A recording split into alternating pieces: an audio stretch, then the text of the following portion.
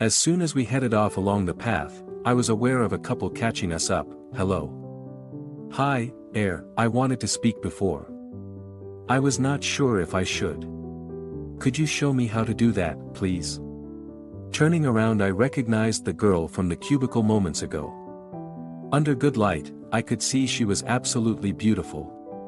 Tall with a gorgeous slim figure, clear skin, and long blonde hair. She reminded me of that perfect girl in college who everyone envied. Untouched by acne or spots, her face was a picture of innocence and loveliness. I'm sorry to ambush you, but I don't know what else to do. I don't know how to do it like you. Nathan, and I turned to face her. Nathan's mouth was open, she was that pretty. A few feet behind her stood her man. A mop of curly blonde hair topped an admittedly handsome young face. He was about the same height as her but looked embarrassed or shy. How old are you? Nathan voiced what I was thinking, almost 18. Our parents brought us away after our final exams, before university. I'm Mary, this is my B, this is Peter. I guessed boyfriend was a loaded status. I'm Joe, and this is Nathan. We all nodded hello to each other. Peter stayed back a foot or so. You watched everything I was doing, I said, guessing she was talking about her appalling blowjob technique. Yes, but I wanted to ask, but did not know if I should, in there. What led you to even be in there? Nathan asked. Again voicing what I was thinking, Mary smiled. Oh, we saw it on socials before we left, highlights of the resort. We only arrived today, and we knew it was a place where we could be alone. Yes, I try, and Peter says he enjoys it, but he does not, come. We have only been with each other. I don't have anyone I can ask. I definitely can't ask my mom. When you did it, he came quite fast, so I know he liked what you did more than when I tried. What's in it for me, for us? I also didn't think Nathan would be too keen to just watch me showing her or to experience her learning. Behind her, Peter was looking at the ground. I would let Nathan try if he is gentle. Peter won't mind if he has also done it. Peter, how do you feel about it, mate? Nathan asked. I'm cool with it as long as we are honest with each other. Where are you staying? Peter said he would do anything Mary wanted. We found out Mary and Peter were a couple of hotels along from us, in a smaller boutique-type place. We also found they could not use their own hotel as their parents had room keys, and they were each sharing rooms with a parent. We talked about coming to our room, which seemed the logical and safest place. We told them we were going down to the late bar to watch the dancing. Peter didn't seem keen at all, but Mary was interested. I told them I'd taken part and that it was a lot of fun. I grabbed Peter's hand and led the way. Behind me, Nathan escorted Mary. We arrived while they were still getting volunteers up on stage. Nathan went to get 4 beers. Mary said she was a very good dancer and told us she had lessons. I stopped her from putting her hand up and said she might be better off watching once and seeing if it was her kind of dancing. I really hoped it would be, but I seriously doubted it was. We drank beer and got to know Mary and Peter a little more before the dancing started.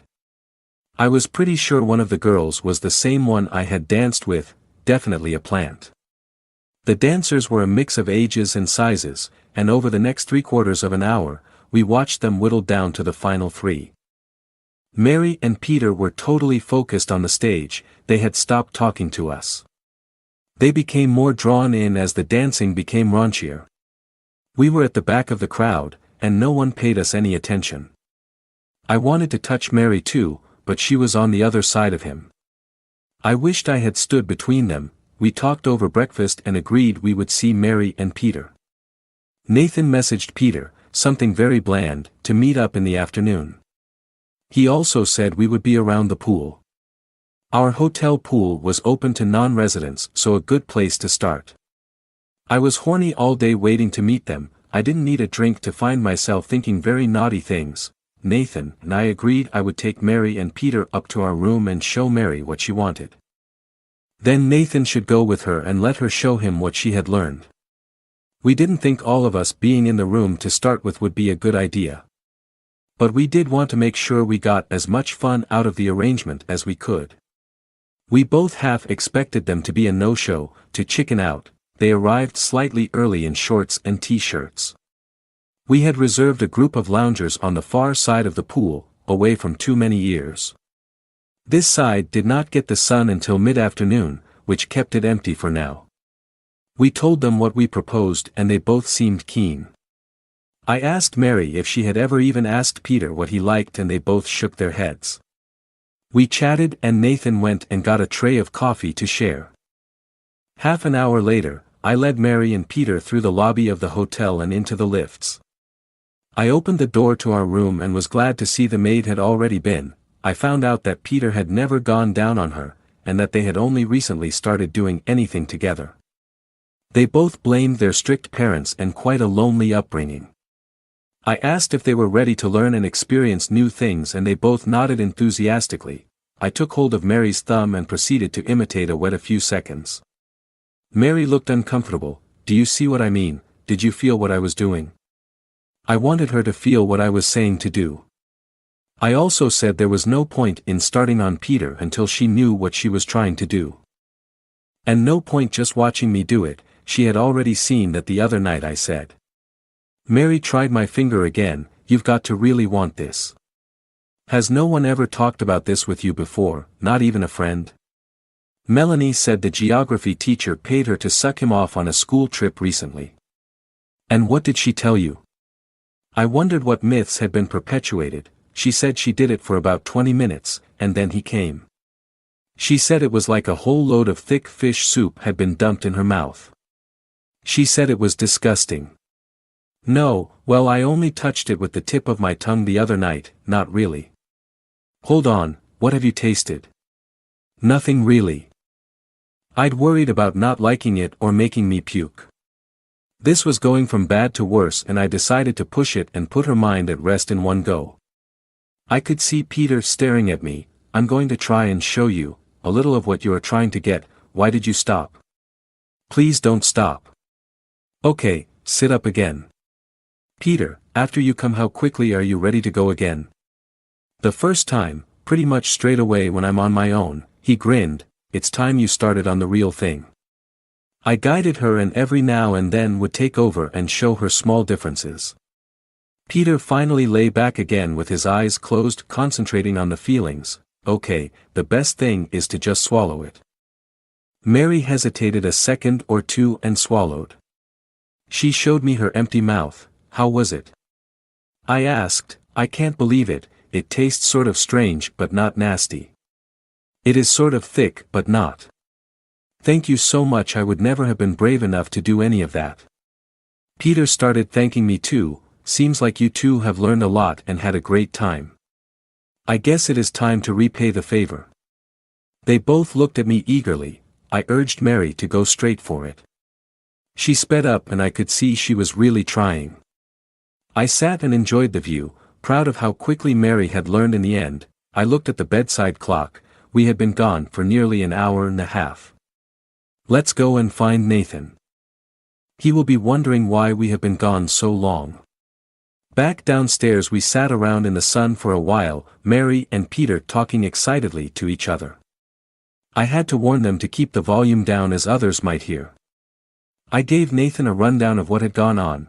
Do you want to go and show Nathan what you learned? I'm sure he would enjoy it. I'm sure you will too. I pulled Nathan close and whispered to him that I think their first time really should be with each other, don't you? Nathan led Mary away around the pool. I handed Peter a bottle of sunscreen and asked him to do my back for me. I lay on my front and felt his nervous hands spread sunscreen on my back. I urged him to make sure my sides were done too. I also asked him to do my legs. I don't want to get burnt. I could feel myself getting turned on and knew other eyes would be watching this young lad.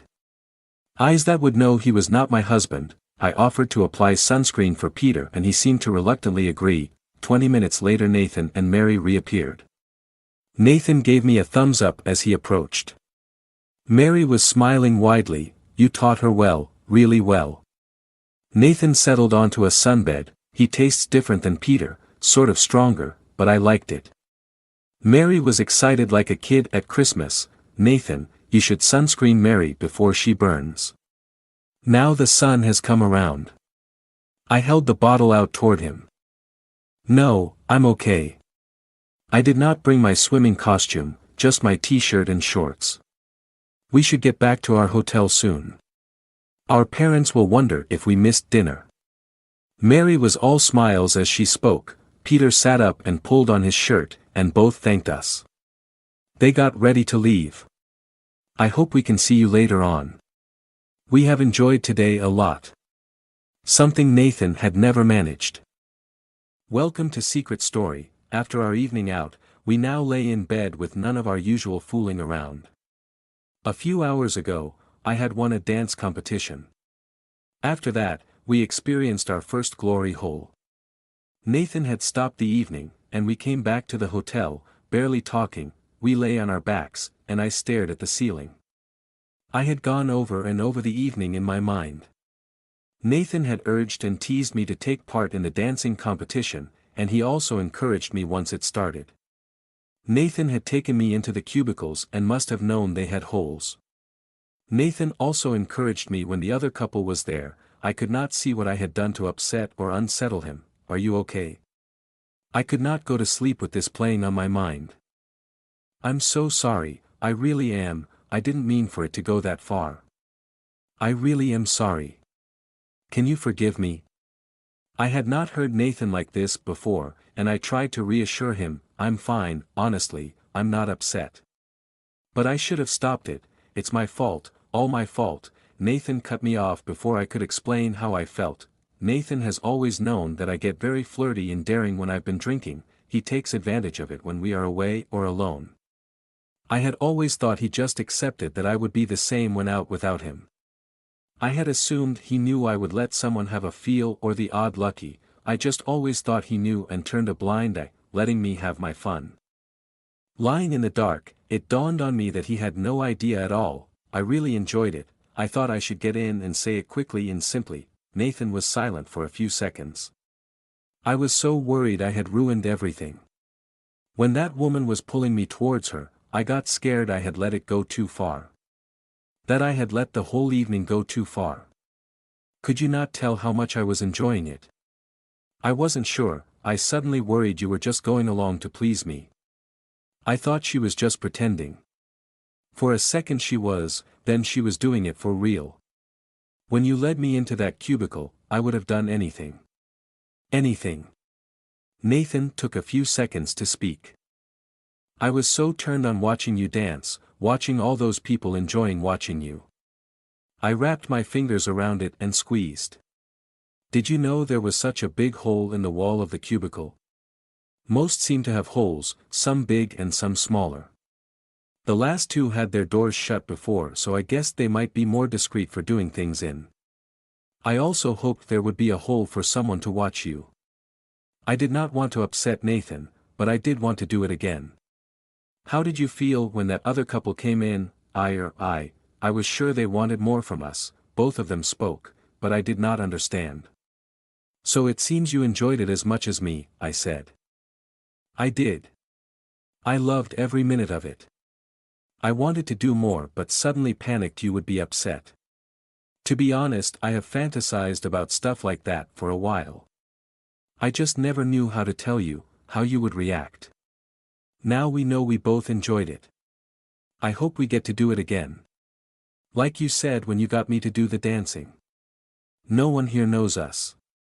I was trying to ignore the myriad phones and cameras that had recorded the bar competition. We soon fell asleep and woke, late in the morning, all but missing breakfast, and decided to take a stroll out to catch a lazy brunch at one of the many beachfront cafes. We talked about last night with the safety of knowing we had both enjoyed it. We spent a lazy day around the pool, and then down at the beach. I kept looking around secretly hoping to recognize the woman from the cubicle last night. Once in a while, someone would give me a second look, a double take. I enjoyed the idea of being recognized for that and almost hoped someone would come and say hi, but no one did. During the day Nathan had made the odd quip about going to the cubicles again tonight. I didn't bite, and he didn't pursue it, but it kept making me think about how much I had enjoyed it. What do you mean? Nathan stopped walking and asked, are you serious? I mean, yes, let's get some just in case. Nathan took my hand and led me off toward the shops. There wasn't much of a choice, my favorite brand was there, but I could hardly blurt out, these are the ones I like. Nathan hesitated like a teenager buying his first packet. Oh, I walked up to the counter, picked up 2 packs of the ones I liked, and paid. That wasn't so hard, was it? Why did you get 2? So you don't get all embarrassed if we have to come back for more. We probably won't need any at all, last night might have been a total fluke. I really hoped it wasn't and hoped we would be lucky. We went out for a meal, and I drank cocktails. Nathan normally moans about the price, but tonight he didn't care. By the time we finished eating it was dark, and I was already feeling very turned on. We walked along the path that led to the toilet block. We stopped in a couple of bars, we had a beer each. There were more people about as we walked the final 100 yards or so onto the path to the beach. We walked past the toilets, it seemed too busy on the path. We walked a little way and turned back taking our time, hoping for a gap in the traffic so to speak. I looked around as we approached, I didn't see anyone we knew, and no one was watching us. I held Nathan's hand tightly and dragged him towards the door and in. Not so many cubicle doors were closed, but the end 2 were shut. We walked slowly along, looking into each open cubicle. An open door between 2 closed ones had a foot square hole in one wall and a smaller rough round hole in the other. We looked at each other and slipped inside, locking the door behind us. My heart was pounding in my chest. Are you sure about this? I was glad to find it seemed as clean and fresh as yesterday. I could easily flash or let someone see and feel me. It also meant I only had to pull on the skirt and top to be completely decent. Nathan stood back against the door. I really needed to go. I could not see anyone in either cubicle next door. I motioned Nathan forward. I guessed the stranger was older. Suddenly, there was a pool of light around me from Nathan filming with his phone. No one took the stranger's place, and I still could not see anyone through the other hole. I started to feel a bit creeped out by the empty, rough hole, knowing someone must be just watching. I upstood. Nathan had stopped filming. We almost bumped into a young couple rushing past. We stepped out and watched them go into the last cubicle. The door next to it was now open and we hurried along and closed ourselves in. It was much darker here, the only light in the building was over the entrance door. In the gloom the huge cut out between this and the last cubicle was visible. We heard a zipper, shuffling of clothes and whispered voices. I could hear a whispered conversation, I was sure, in English. A short while later, another match struck, and more light flooded through. I could still see next door and was pleased to see she was now watching us. In the gloom, she looked really pale. I would have said she was no more than a teenager, very pretty with long streaked blonde hair. She had big eyes. I winked at her and was pleased to see her smile. She definitely didn't know what she was doing and looked very inexperienced. I had such an urge to show her how to do it properly. She was watching me the whole time. We were close enough that her man must have been able to watch, too. Her eyes darted between me so proudly on offer to her.